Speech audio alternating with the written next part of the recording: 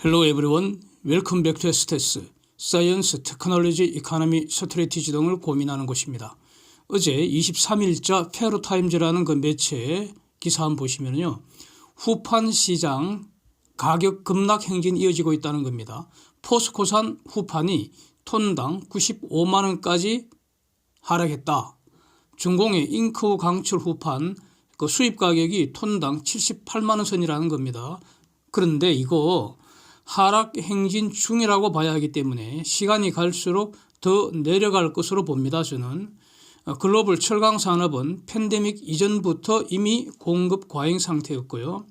지금은 글로벌 경기 후퇴가 진행 중이기 때문에 여기서 저는 경기 침체하고 구별해서 경기 후퇴라고 표현하고 있습니다. 그래서 철강 산업에서도 가격 전쟁 중이라고 평가를 합니다. 그래서 글로벌 철강 그 선수들 중에 지금 가장 약한 선수가 지금 버티고 있겠죠. 그래서 하루 한 끼 죽으로 때우면서 악착같이 버티다가 결국 오래 못 버티죠. 이러면 내년 말리경에 어떤 장렬하게 전사 소식이 나오지 않겠냐. 다시 말하면 글로벌 철강 산업 구조조정 확인될 때까지 철강 제품 가격 하락 지속되지 않을까. 즉 메모리 반도체하고 지금 비슷한 상황으로 평가를 합니다. 그래서 이 후판 가격은 내년 상반기에도 내릴 것이고요. 내년 하반기에도 계속 내려갈 것으로 저는 그렇게 봅니다. 포스코산 70만 원 하회할 가능성 높다고 저는 이렇게 전망을 합니다. 원래 2년 전 후판 가격 68만 5천 원이었다고 삼성중공업이 3분기 최근 분기 보고서에서 이렇게 보고를 하고 있습니다. 사진 보십시오. 이번 3분기에 적용된 후판 가격은 118만 원이었다는 거 아닙니까? 그래서 지금 그 3분기 영업이익이 마이너스 1679억 원 이렇게 보고가 됐었는데 지금 진행 중인 후판 가격 협상이 이제 마무리되면은 가격 내려갈 거 아닙니까? 그게 금년 하반기부터 이제 소급 적용되는 거 아닙니까? 그래서 정산을 해야 되지 않겠습니까? 그러면은 3분기에 그 실질적으로 적자 폭도 줄여야 될 것이고요. 4분기에 삼성중공업 흑자 전환할 수 있는 거 아니겠습니까? 현재 4분기의 실적 컨센서스는 영업이익이 마이너스 582억 원인데 후판 가격이 시장 가격 반영해서 상당 수준으로 내려가면은 저 정도는 바로 흑자 전환시킬 것 같다 이렇게 기대하는 게 합리적이잖아요. 문제는 이제 내년 이후에 이익 증가가 이제 현저하게 되겠죠. 수년 내에 다시 조 단위 이익 실현 가능하다고 저는 보고 있습니다. 이렇게 기대하는 게 합리적입니다. 그래서 이 말은 다시 말하면 삼성중공업이 다시 살아서 돌아왔다 뭐 이런 겁니다. 죽은 줄 알았는데 다시 부활했다 이런 뜻 아니겠습니까?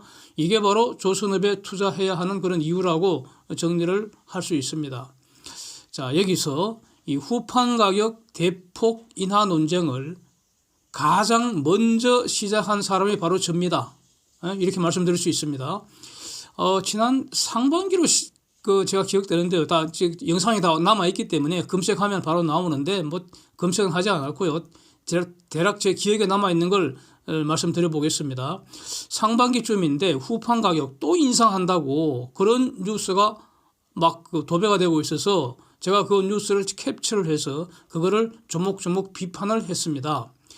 그 당시에는 대부분 뉴스가 그 인상을 기정사실로 보도하는 그런 상황이었는데 그때 제가 철광석 가격 하락 시작된 걸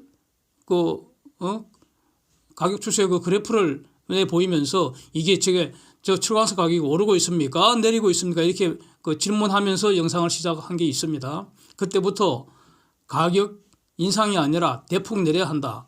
그것도 작년에 올린 거 다 내려야 한다. 이렇게 주장을 제가 시작을 했고요. 처음 시작했고요. 그 이후 지속적으로 후판 가격 대폭 인하를 주장하는 영상을 지금 계속 올려오고 있습니다. 그래서 이제는 그 후판 가격 내린다는 게 뭐 대세가 되어버렸잖아요. 다만 이게 대폭 인하할 거냐, 찔끔 인하할 거냐 이걸 두고 지금 겨루는 그런 상황 아닙니까? 여기서 조선사들의 후판 구매 전략 어떻게 수립해야 할 것인가 이겁니다. 한국의 경쟁 상대인 중공 조선사들은 인건비도 싸고요. 근로 조건도 엄청 열악하죠. 그런데도 파업도 안 합니다. 쟤네들은. 그리고 후판 가격도 저렴하다는 겁니다. 그래서 비록 벽값은 한국보다 좀 싸게 수주한다고 해도 비용 그 경쟁력이 한국보다 월등히 높기 때문에 그래서 한국은 이걸 이제 극복하기 위해서 어떻게 합니까? 뭐 디지털화 한다 해서 자동화 한다 해서 예, 이런 걸로 이제 전체 생산성 끌어올려서 이제 대응을 하겠다는 건데 이게 한계가 있잖아요. 예? 이거는 예? 한계가 있습니다. 그래서 아직도 지금 적자에 허덕이고 있습니다. 그런데 말이죠. 저 탐욕스런 포스코는 후판 가격을 시장 수준에 맞게 내리는 게 지금 지극히 당연한데도 불구하고 아직도 지금 갑질을 해대는 것 같다는 겁니다. 포스코의 고유한 수익성 악화 요인을 그럼 그거는 포스코가 스스로 해결해야죠. 그걸 왜 10년 적자에 허덕이는 그 조선사들에게 전가를 시키려고 한다는 겁니까? 그건 말이 안 되는 소리입니다. 그거는. 예? 조선사 임직원들이 이분들이 덩신 호구들이 아니잖아요. 예? 이분들이 그동안 돈은 좀 못 벌었지만 예? 그래도 조선업을 세계 제패한 그 산업 영웅들인데 예? 적어도 그 포스코 그 애들만큼 그만큼은 스마트할 거 아닙니까? 그런데 왜 이 덩신 호구로 여기지 않는 한 어떻게 자기들 고유의 그 수익성 악화 요인을 후판 가격에 증가시키려고 하느냐 이거죠. 이게 말이 안 되는 소리라는 겁니다. 그래서 지금은 말이죠. 포스코가 공손하게 가격 확 내려야 합니다. 만약에 그렇게 하지 않으면 그러면 한국의 조선사들은 중공산 후판으로 배를 만들어서 중공과 경쟁하는 것이 현명합니다. 지금 중공과 경쟁을 해야 하는데 왜 비싼 후판을 포스코 후판을 써야 합니까? 저렴한 중공산 후판으로 중공과 경쟁하는 게 맞지 않습니까? 그래서 동가 국산입니다. 동가 국산. 같은 값이면 포스코 후판 사용하는 것이지 포스코 후판의 프리미엄은 인정할 수 없다 이겁니다. 그래서 포스코가 저 갑질하는 버르장머리를 확 뜯어고치고 참교육을 시키는 방법은 중공산 후판 사용 늘리는 겁니다. 늘리는 겁니다. 그냥 자꾸 협상 질질 끌면은 그냥 중공산 수입 늘려서 사용하는 겁니다. 그래서 선사가 특별히 포스코 후판을 원하는 경우에만 그때는 그 선사한테서 벽값을 더 받아야죠. 포스코 후판 가격을 고객이 부담하는 조건으로 예외적으로 국산 후판 찔끔 사용해버려야 겁니다. 그래서 한국 조선사 입장에서는 중공산, 일본산, 그 다음에 그 국산 이거 경쟁시켜서 저렴한 거 사용하는 것이 맞습니다. 그러나 같은 값이면 포스코 사용해라는 거죠. 국산 사용하자 이겁니다. 그래서 4분기 이후 그 분기보고서 특히 내년 이후에는 후판 가격이 85만 원 밑으로 이렇게 보고되기를 기대를 하겠습니다. 예. 그리고 또 어제 23일 삼성중공업이 LNGC 5척 좀 오랜만에 대규모 그 수주 공시를 냈습니다. 그래서 그 공시된 내용을 사진으로 확인하실 수 있고요. 그래서 이제 한국은 금년에 전부 114척의 LNGC를 수주를 했는데 이게 어느 정도냐? 21년에 그 호황이라고 그랬는데 그때 62척이었습니다. 20년에는 31척 수주한 거니까 지금 엄청난 그 수주라는 거 알 수 있습니다. 그래서 저 114척 중에 삼성중공업이 35척, 현대중공업과 현대사모가 42척, 대우조선이 37척 이렇습니다. 그런데 수주 내용을 보면은요, 한 척당 2억 1,545만 불입니다. 대우조선이 10월 21일, 11월 7일 그때 한 척당 2억 5천만 불 근방에서 수주한 거 이것과 비교해도 너무 저렴하고요. 또 어제 영상에서 소개한 것인데 조만간 대우조선이 그러니까 LNGC 한 척 수주를 공시할 것 같은데 그게 2억 5,300만 불. 이게 지금 사상 최고치 가격인데 이런 가격과 비교하면은 저 삼성중공업 그 수주 가격은 너무나 실망스럽지 않습니까? 그래서 저 계약의 실체가 뭔지 이제 궁금합니다. 예. 카타르 같은 경우에 지금 1단계 발주로 66척 발주된 것으로 보이고요.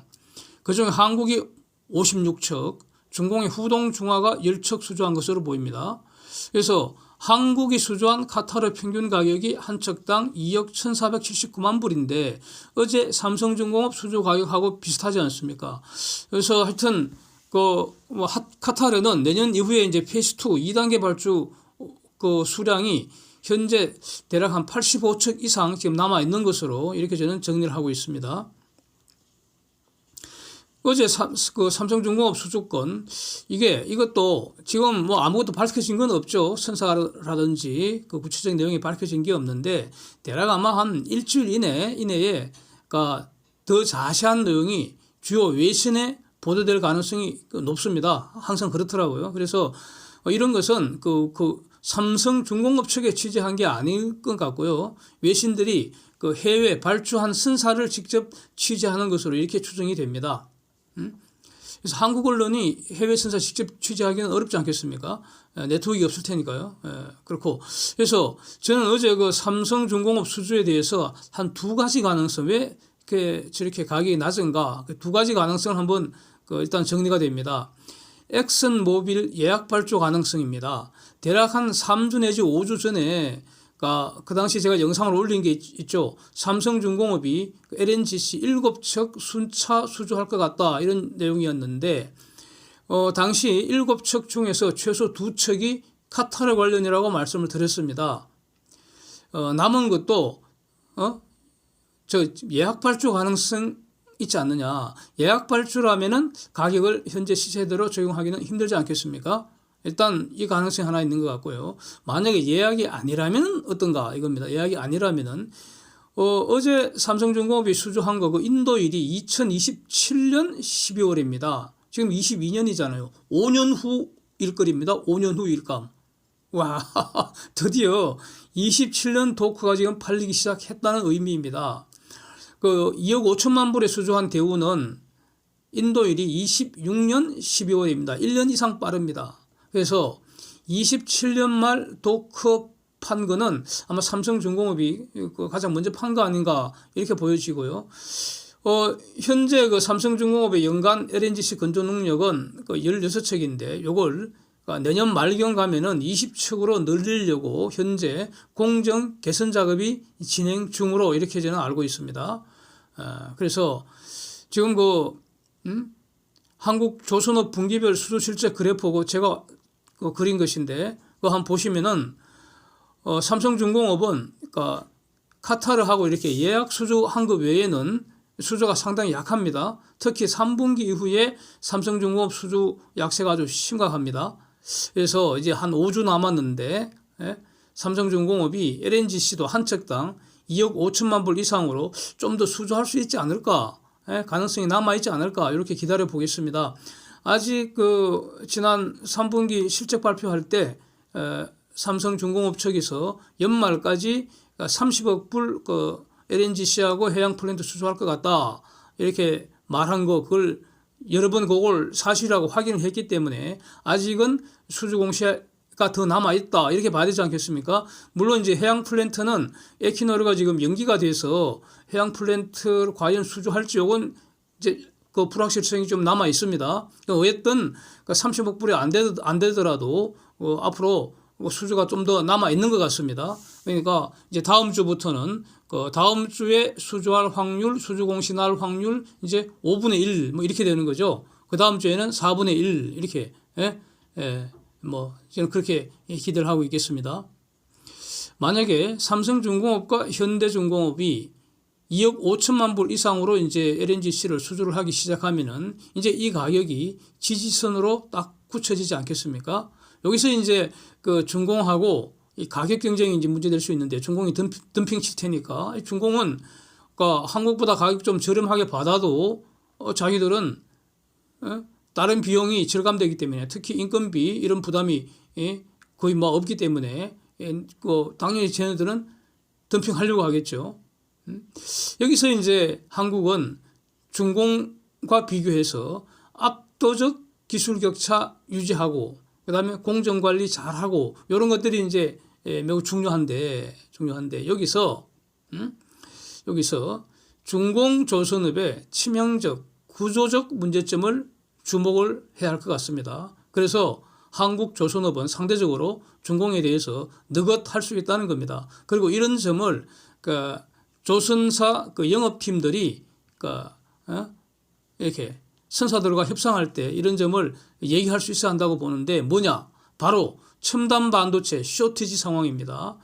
대중공 반도체 수출 통제는 중공의 모든 첨단 산업 경쟁력을 아주 급속하게 망가뜨릴 것으로 봅니다. 중공은 모든 분야에서 제대로 된 물건 만들 수 없습니다.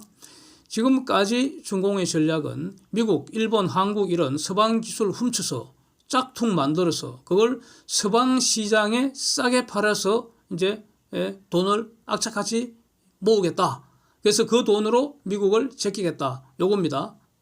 즉 기술 훔쳐서 흉내 내는 데는 일정 부분 지금까지는 성공을 했습니다. 문제는 지금부터는 설계대로 만들 부품이 없다는 겁니다. 핵심 부품 구할 수도 없고 만들 수도 없게 됐습니다.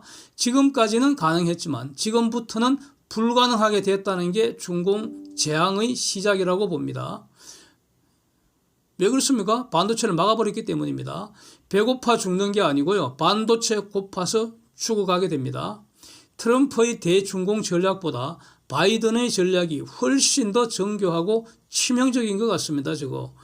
그래서 바이든이 중공을 제대로 팍 부숴 놓으면 아주 위대한 역사적 업적이 되지 않을까 싶습니다. 선박 기술 혁신의 대표적인 형태가 바로 무인 자율주행입니다. 무인 자율주행. AI 시스템이 필수적으로 들어가야 되고요. 결국 선박에도 첨단 반도체가 무더기로 사용돼야 하는데 그래야 무인 자율주행이 실현 가능한데 첨단 반도체하고 그 만들 수 있는 핵심 장비의 중공 수출 통제 이거는 무기한 지속된다는 겁니다. 그래서 한마디로 중공은 이제 망해가고 있다는 겁니다. 그렇게 저는 평가를 합니다. 그래서 세월이 흐르게 되면 결국 중공은 한국 반도체의 소비 노예로 전락할 것이다. 그런 겁니다.